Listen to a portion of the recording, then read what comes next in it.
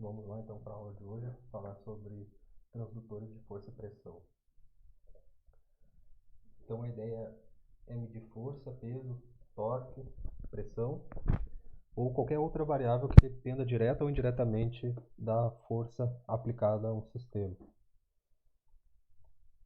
Então a gente vai partir de uma fundamentação teórica, relacionando então a força com a deformação de um material. Então a força é igual a Kx, onde F seria a força em Newton, K a constante de rigidez de uma mola, por exemplo, se a gente utilizar a lei de Hooke, e X o deslocamento de uma determinada massa. A lei de Hooke é uma aproximação do que ocorre em corpos deformáveis, e ela também pode ser expressa por essa relação sigma igual a E epsilon, onde sigma é a tensão mecânica, epsilon a deformação do material, e E é o chamado módulo de Young ou módulo de elasticidade. Ou seja, quanto menor for o módulo de Young, maior será a deformação a partir de uma solicitação mecânica aplicada em um material. Essa relação entre tensão e a elasticidade, ou seja, que vai trabalhando com a deformação, ela tem esse comportamento constante de declividade, porém, a partir de uma determinada solicitação mecânica, o material começa a trabalhar com um comportamento não linear. O que ocorre se tu aplicar uma deformação, por exemplo, uma mola? Se tu aplicar uma determinada força, uma determinada solicitação mecânica, ela vai se expandir e vai retornar à posição inicial. Mas se tu aplicar uma força muito elevada, ela começa a ter um comportamento não linear entre a tensão mecânica ou a solicitação mecânica aplicada e o domínio elástico, até onde ela pode romper, tá? E a deformação para de se comportar de maneira linear. Então, os materiais eles têm um limite, uma solicitação mecânica máxima que normalmente é observada após essa mudança na inclinação da curva, tensão pelo domínio elástico.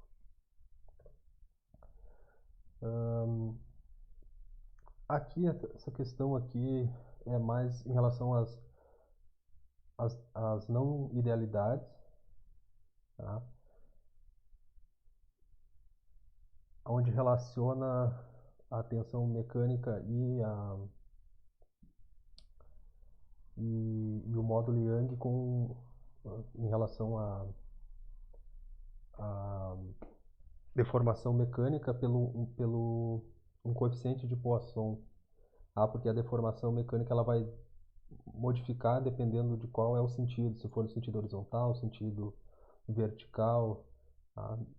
Ela pode ter um coeficiente diferente a depender do sentido da deformação. Mas isso a gente não vai considerar nos nossos exercícios, é apenas para exemplificar que esse parâmetro de deformação pode variar dependendo do sentido no material. Tá? Então a pressão aplicada seja por uma tração, que seria um alongamento do material, ou por uma compressão, um cisalhamento, que seria aplicar uma força de sentido opostos em cada extremidade do material, ela pode ser relacionada então de que maneira? A gente tem a pressão por área, que vai ser a pressão efetiva aplicada na área da superfície, a tensão mecânica, que é a força aplicada na área, e o parâmetro epsilon, que eu falei antes, que é a deformação relativa. Então o delta L, tá? Aqui está chamado de delta T, mas na verdade seria aqui o delta L, a variação de comprimento, tá? Dividido pelo L0. Então aqui só tem que corrigir, não é delta T, é delta L. Uma variação de comprimento relativo. Então se a barra tinha 10 centímetros e com a tração depois com 11 centímetros, teria uma variação de 1 sobre 10, então seria uma deformação de 10%. E o transdutor que a gente utiliza para fazer essa medida de deformação é o chamado strain gauge. Tá? Como é que ele funciona? Ele tem uma, uma região chamada de grelha, normalmente constituída por ligas metálicas, umas conexões de cobre, que é um condutor com uma condutividade, uma resistividade muito baixa, uma condutividade muito alta. Então tem uma baixa resistência para fazer as ligações, aqui vão entrar os fios, onde vai ser feita a medição ou o condicionamento do sensor. Aí tem uma parte chamada de base, que é uma camada isolante, tá? Normalmente plástica, ou algum polímero que tem uma resistividade muito alta e que não afete a resistência entre essas linhas da grelha. Tá? Depois eu vou explicar como é que ele funciona na prática. E esse material ele tem uma propriedade chamada de fator gauge, que é esse fator K, que relaciona então a variação relativa do comprimento com a relação relativa da resistência. Ou seja, se eu variar 10% do meu comprimento e o meu fator K for igual a 2, um valor típico, eu já estou dizendo para vocês um valor típico de um valor K de um strain gauge, significa que a minha variação da resistência desse material aqui, desse transdutor, seria de 20%. Então uma variação de 10% no comprimento resultaria uma variação de 20% de uma resistência. Por exemplo, se eu tenho um extensômetro que sem estar deformado seria essa constante R0 aqui, sei lá, 100 ohms, se variar 20%, ele pode chegar a 120 ohms, tá, no sentido da compressão, ou pode diminuir 20% no sentido da tração. Tá? Eu vou explicar direitinho ali como é que funciona a tração e a compressão. Tá? Por exemplo, aqui a gente tem essa grelha aqui. Se eu aplicar uma força de tração, tá, no sentido de aumentar esse comprimento ΔL, aumentar o L0 com um ΔL positivo, ou seja, trazer para nesse sentido de expansão dessa grelha aqui, desses condutores metálicos, o que vai acontecer? A minha resistência desse fio, tá? A resistividade, que a gente viu na primeira área, a resistência está relacionada com a resistividade, o comprimento dividido pela área. Quando tu expande esses condutores, eles aumentam o comprimento. Então, aumentando o comprimento, aumenta a resistência. Tá? Se tu comprimir o fio, o que vai acontecer? Vai diminuir o comprimento e vai diminuir a resistência. Tá? Então, acho que eu até falei o contrário aqui. A tração, então, aumenta a resistência e a compressão diminui a resistência do strain gauge. Tá? Então, através de uma ação de força, tem uma variação da deformação que gera uma variação nesses parâmetros de comprimento, até mesmo na área. Quando tu acaba espichando isso daqui, ele se torna mais fino, diminui a área e aumenta o comprimento, então aumenta a resistência. Quando tu comprime, ele acaba ficando até um pouco mais grosso o fio, então tu aumenta a área, diminui o comprimento, ou seja, diminui a resistência. Então tem essa relação de força com deformação mecânica, variação de parâmetros de dimensão, que geram uma deformação e uma variação de resistência no extensômetro. Tá? Esse parâmetro, que é o Epson, que é a deformação relativa, é a variação do comprimento em relação ao comprimento, vamos dizer assim, de referência, o comprimento estável do extensômetro, ela pode chegar até mais ou menos 20%. Tá? Então, uma variação de resistência quando tu tem um K igual a 2, tá? Pode chegar até 40%. a variação de resistência. Tá? Se tiver um resistor de 100 ohms, pode chegar até 140, 60, variar de 60 a 140 ohms. Então são esses, dependendo do material, tá? Normalmente são ligas metálicas, por exemplo, com substrato de polimida, que tem um alto alongamento e utiliza uma grelha epóxi, que é um isolante, tu consegues até obter esse alto alongamento de 20% do extensômetro dentro da região linear, ou seja, sem ter ruptura, sem perder a linearidade entre a tensão mecânica aplicada e a deformação. Então, as resistências típicas dos strain gages, eles têm o valor de 120 a 350 ohms. Tá? Interessante é quando for possível escolher valores mais altos de resistência, porque com resistência maior ela tem menos perda, variação por temperatura, quando for utilizado. Vão passar correntes menores, então vai ter uma menor agitação térmica. E também diminui o efeito da resistência dos cabos e das soldas. Então, se tu tem uma resistência de 350 ohms aqui, se a resistência dessa conexão aqui, por exemplo, for de 1 ohm ou de 2, 3 ohms, ela vai ser muito menor em relação à resistência do sensor do que quando trabalhar com 120. Mesma coisa as resistências dos cabos. Quanto maior a resistência do sensor, menos vai estar em ordem de grandezas mais distintas dos cabos, tá? Na aplicação. Então, uma aplicação então de sensores de strain gages, ele pode estar localizado aqui, por exemplo, nessa viga metálica engastada.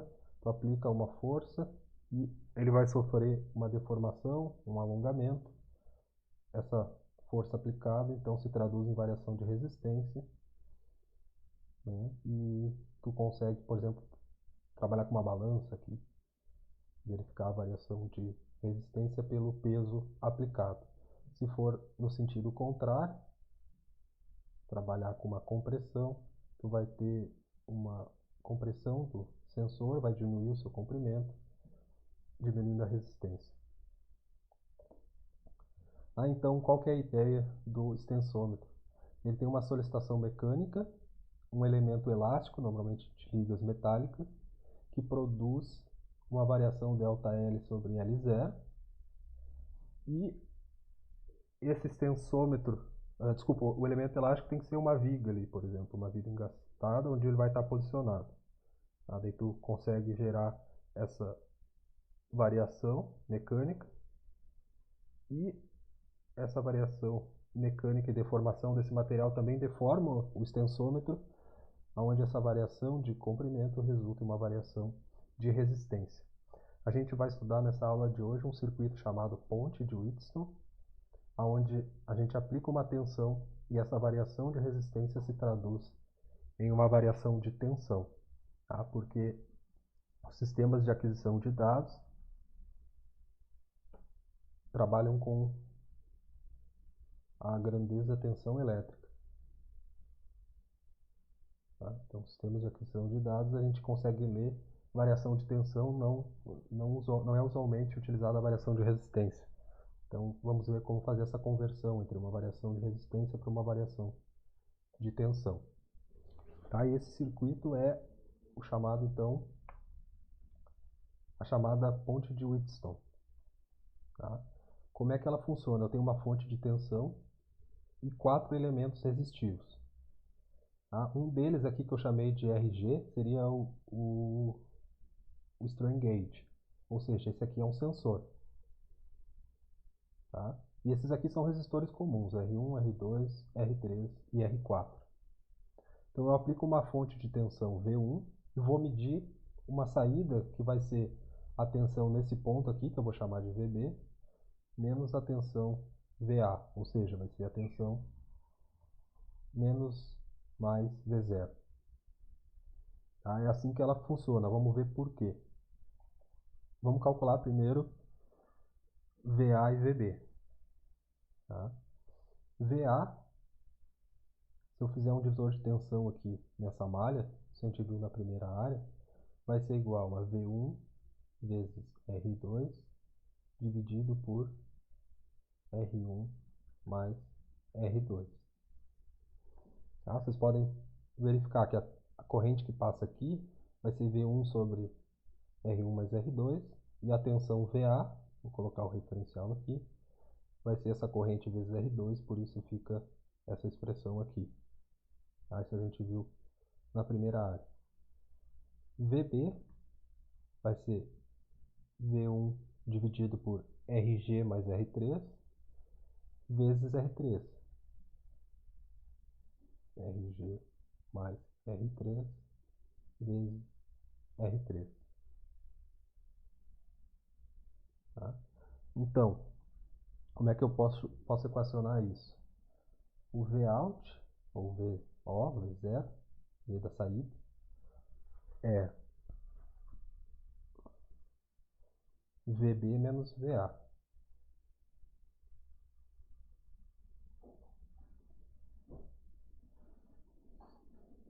Certo? Então, VB vai ser igual a V1R3, RG mais R3, menos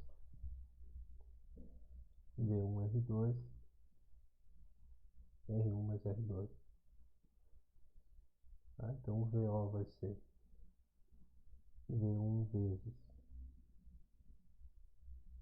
fazer o MMC, multiplicando os denominadores. Tá? E aqui em cima eu vou ter R1 vezes R3 mais R2 vezes R3 menos R2 sobre R3 menos R2 sobre RG. Então eu corto aqui R2 e R3, tá?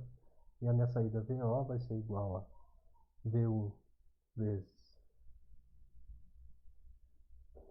R1, R3 menos R2, RG, dividido por RG mais R3, R1 mais R2. Tá? Essa seria a expressão da saída VO. O que se faz na prática? Tá? Se faz utilizar o valor do strain gauge RG0 quando ele não tem nenhuma deformação, igual a R1, igual a R3, igual a R2. De modo que o VO vai ser igual a zero quando não tiver deformação. Sem deformação. Por quê? Porque R1 vezes R3 vai ser igual a R2 vezes RG. Tá? O RG é RG0 mais ΔR. Esse ΔR aqui está relacionado com a deformação.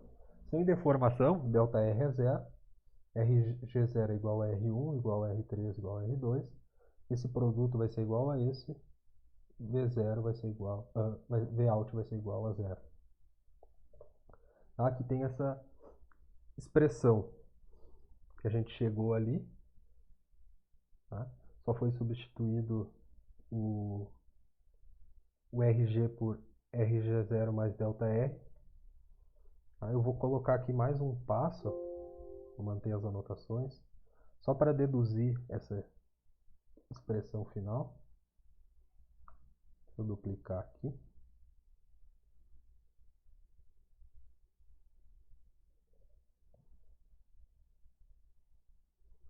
Tá? Porque para chegar ali naquela expressão conforme está ali. Tá? Então, se eu utilizar aquela expressão que foi definida anteriormente, V0 vai ser igual a isso aqui, ó, R1, R3, R2, RG mais R3, R1 mais R2. Tá? Só que eu vou usar essa expressão aqui, que R1, R2 e R3 são iguais a RG0. certo? Então vai ficar aqui, ó, RG0 ao quadrado,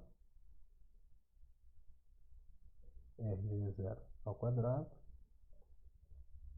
menos R2 RG0, RG RG0 mais delta RG. Tá? Então, deixa eu botar aqui, menos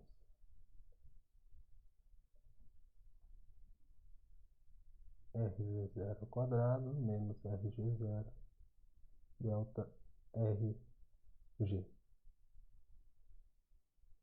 E aqui embaixo, o que eu tenho?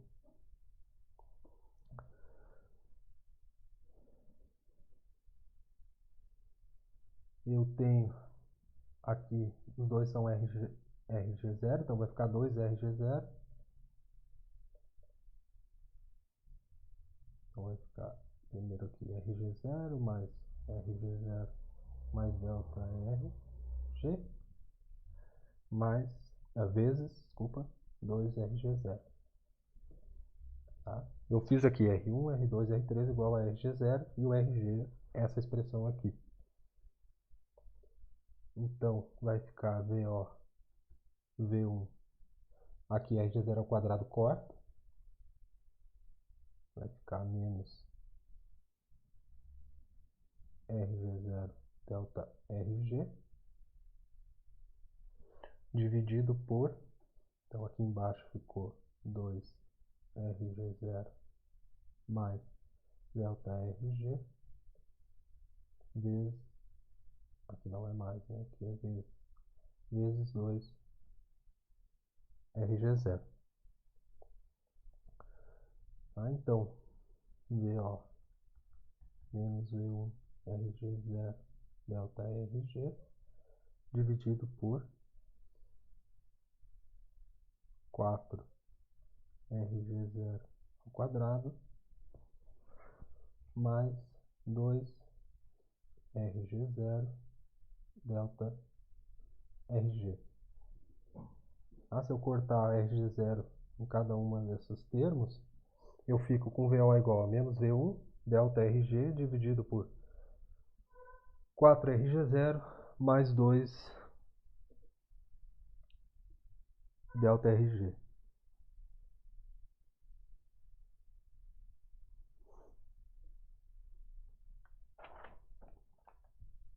Tá? Então eu só quero conferir aqui. Tá tudo certo. Tá, é isso aí. Só que esse termo aqui, 4RG0, a variação relativa, o ΔR sobre RG0, costuma ser muito pequeno. Tá? Então quando o ΔR for muito menor do que RG0, o que é válido para a maioria dos casos, esse valor é muito maior do que esse. Então, ali, ó, aqui eu cheguei naquela expressão que está ali. Ó, V1 só tem que multiplicar por 2 ali, ó, dá 4RG0 mais 2 delta RG. Só que como esse termo aqui é muito maior do que esse, tá, a gente pode desconsiderar esse termo aqui, porque, por exemplo, se for 120 mais, sei lá, 1 vezes 10 na menos 6 micro-ohm, por exemplo, é um valor muito próximo. Tá? Então, acaba se desconsiderando, pega apenas esse valor aqui e aproximadamente, então, a tensão V0 vai ser igual a menos V1 delta RG sobre RG0 dividido por 4. Tá? Esse é o valor aproximado. O que significa isso? Que na saída, tá, eu vou ter a variação de resistência sobre a resistência padrão vezes V1 sobre 4. Essa tensão aqui vai ser proporcional. Tá? Tem uma relação linear. Então, quanto maior for a deformação, maior vai ser a variação de resistência e maior vai ser a tensão nessa saída aqui. Tá? Eu tenho alguns valores típicos aqui que eu anotei. Tá? Por exemplo, se eu tiver um R0, o RG0 igual a 120 ohms, que é um valor típico, um K igual a 2 e um epsilon igual a 250 vezes 10 na menos 6 ohms, são valores típicos de deformação para o K e para o 120 ohms. Tá? Eu consigo calcular o ΔR, que é K vezes R0 vezes o epsilon. Então, eu teria um ΔR de 0,06 ohms. Tá? E se eu aplicar uma tensão na entrada, uma fonte de 12 volts, tá? Na minha saída, se eu substituir aqui então V1 igual a 12 volts, variação de resistência 0,06 ohms e a resistência de referência de 120 ohms, eu tenho na saída 15 milivolts. O que significa isso? Enquanto não tem deformação, a resistência do string gate é RG0. Isso aqui é igual a zero. Daí na saída eu tenho V0 igual a zero. Quando eu aumento a deformação, que é esse parâmetro epsilon, o ΔR deixa de ser zero, proporcionalmente ele vai aumentando. Nesse caso aqui, quando eu tenho uma deformação de 250 vezes 10 na menos 6 ohms, tá? Aqui é 1 por ohm, na verdade, porque é relativo. Eu tenho um ΔR aqui de 0,06 ohms e uma variação na tensão de saída de 15 milivolts. Então eu converto variação de deformação primeiramente em resistência e depois na saída de uma ponte de Wheatstone. Tá? Só que tem outras aplicações. Tá? Eu posso utilizar, por exemplo, a ponte de Wheatstone dessa forma com dois extensômetros, ou seja, eu posso aplicar naquela mesma viga, o exemplo da viga, um extensômetro em cima e o outro embaixo. Então eu aplico uma força, uma deformação, e eu tenho um extensômetro que vai ser tracionado e o outro que vai ser comprimido. Então em um deles eu tenho uma variação positiva de resistência e no outro eu tenho uma variação negativa de resistência.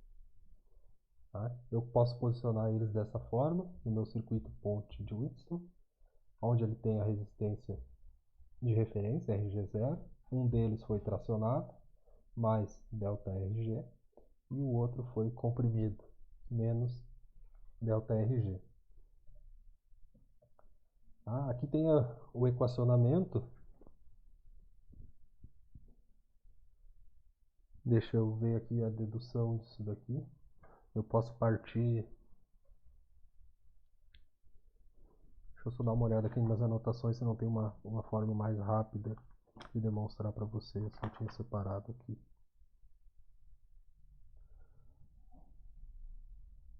Tá. Por exemplo, eu vou partir lá daquela expressão que eu tinha antes aqui, ó. R1, R3 menos R2, RG, RG mais R3, R1 mais R2. Tá? Então, o VO vai ser igual a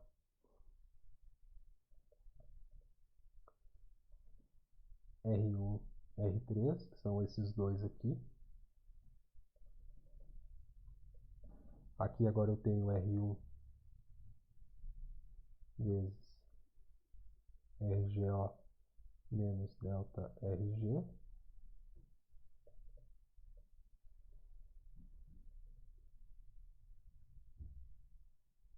Menos R2 vezes RG. O R2 é essa posição e o RG é aquela posição ali. Menos R2 vezes RG0 mais delta RG. Dividido por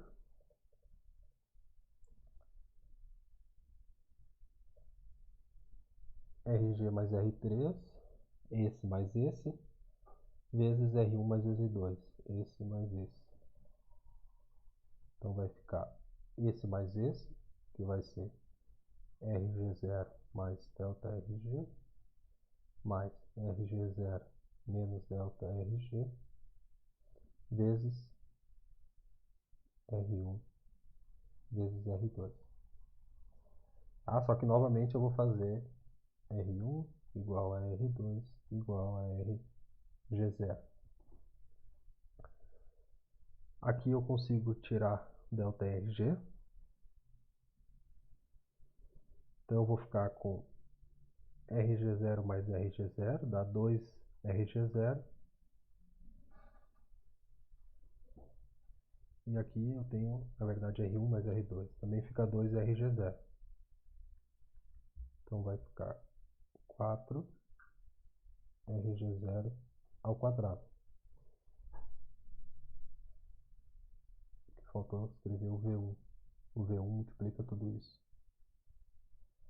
Aqui em cima eu tenho o V1. Eu vou ter RG0 ao quadrado menos RG0 delta RG menos RG0 ao quadrado. E aqui eu tenho menos RG0 delta RG. Eu subtraio então RG0 por RG0, tem sinal oposto, e soma esses dois. VO vai ficar igual a V1 vezes menos 2 RG0 delta RG dividido por 4 RG0 ao quadrado.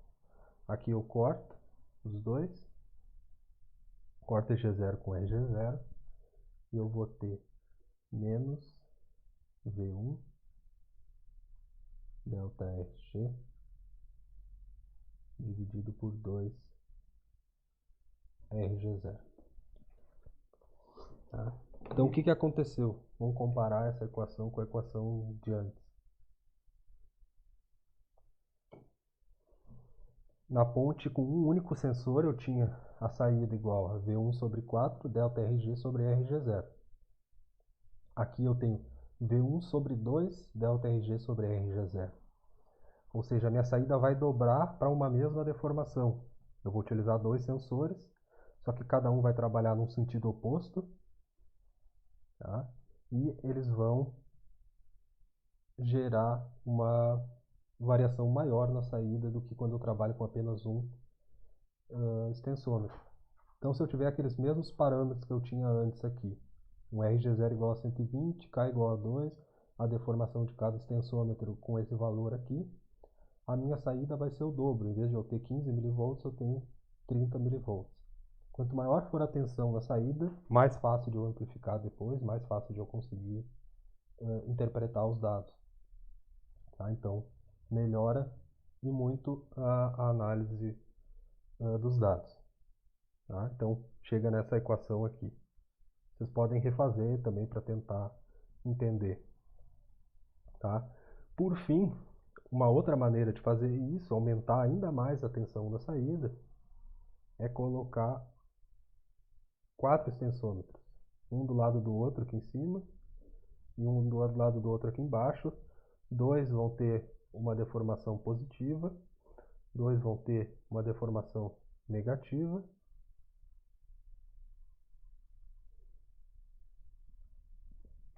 Tá? Então tu tem 4 sensores e tu consegue trabalhar com eles para tentar chegar numa que faltou dividido, uma tensão VO que vai ser 4 vezes maior do que a tensão nesse primeiro exemplo aqui, onde tinha V1 sobre 4, delta RG sobre RG0. Se tu usa 4 sensores, a saída vai ser menos V1 sobre delta RG sobre RG0, desculpa. Vocês podem equacionar, que nem eu fiz nos outros exemplos, vai dar esse equacionamento aqui. tá? E vocês vão verificar que dá para chegar nessa expressão. Outra coisa que pode ser feita, só estou dando uma olhada aqui, o que falta é trabalhar com dois extensômetros, só que um deles como não no sentido da deformação. Por exemplo, tem uma viga que tu está deformando nesse sentido, no sentido horizontal, tu coloca um extensômetro no sentido da deformação e o outro extensômetro no sentido contrário da deformação, tá?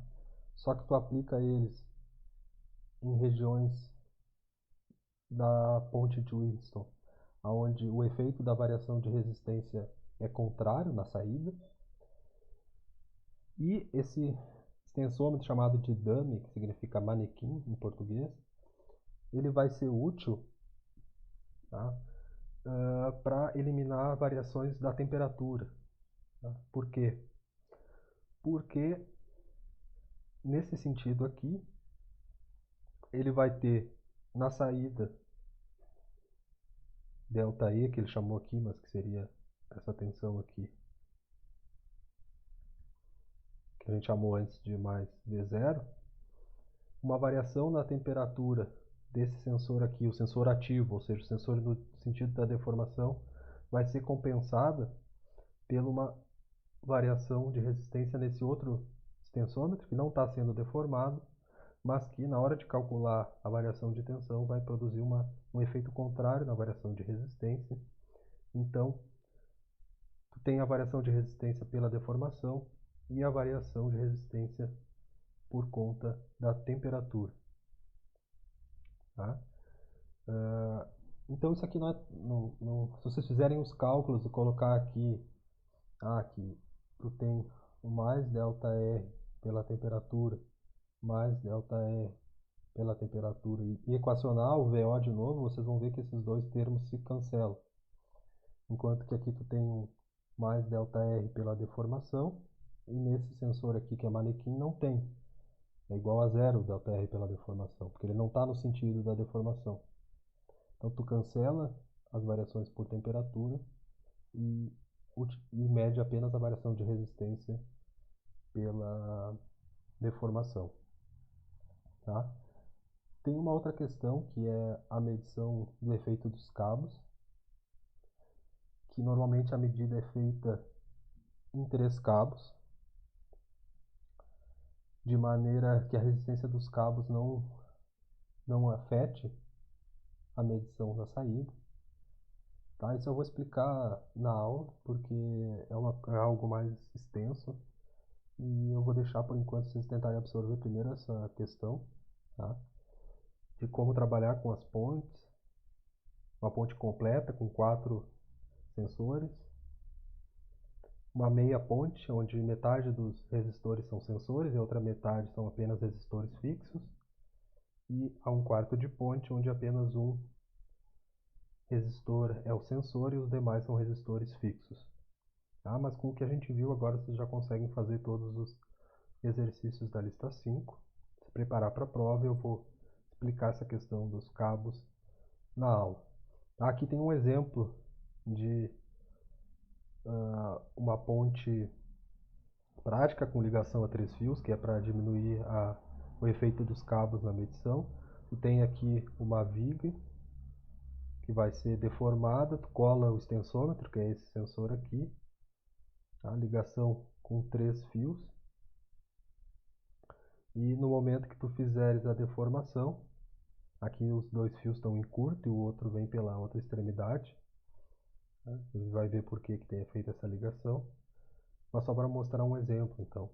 Tu consegue medir a deformação a partir de uma solicitação mecânica que vai deformar esse material. Tem um módulo de Young, uma deformação elástica conhecida. Vai variar a resistência, vai aplicar uma tensão através dessas fiações. E no circuito de ponte de Winston, que está lá fora, tu vai ter o condicionamento e a medição da variação da tensão. Tá? Então, só para dar um exemplo para vocês. E a gente discute mais detalhes na aula síncrona. Tá certo? Bons estudos então. Até mais.